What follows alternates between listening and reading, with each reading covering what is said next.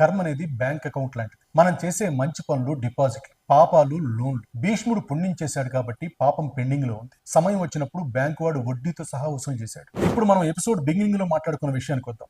నేను మంచివాడిని, నాకెందుకు ఈ కష్టాలు, నేను ఎవరికి అన్యాయం చేయలేదు, ఎవరిని మోసం చేయలేదు, నాకే ఎందుకు ఈ కష్టాలు వస్తున్నాయని కదా మన డౌట్స్. సో ఇప్పుడు ఈ రెండు కథలు వింటే మనకేం అర్థమవుతుంది? మనకి ఇప్పుడు వచ్చే కష్టాలు ఒకప్పుడు మనం చేసిన కర్మల వల్ల వస్తున్నాయని.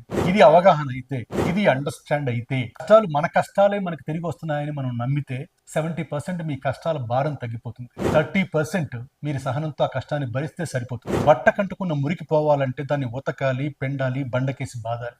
ఆ దెబ్బలు బట్టను చెంచడానికి కాదు, దాన్ని శుభ్రపరచడానికి. కష్టాలు కూడా అంతే. ఈ రోజు మీకు కష్టాలు వస్తున్నాయంటే దేవుడు మీకు శిక్షిస్తున్నాడని అర్థం కాదు. మీ ఆత్మ అనే బట్టను అంటిన కర్మ అనే మురికిని పోగొట్టడానికి దేవుడు వేసే దెబ్బలే ఈ కష్టాలు.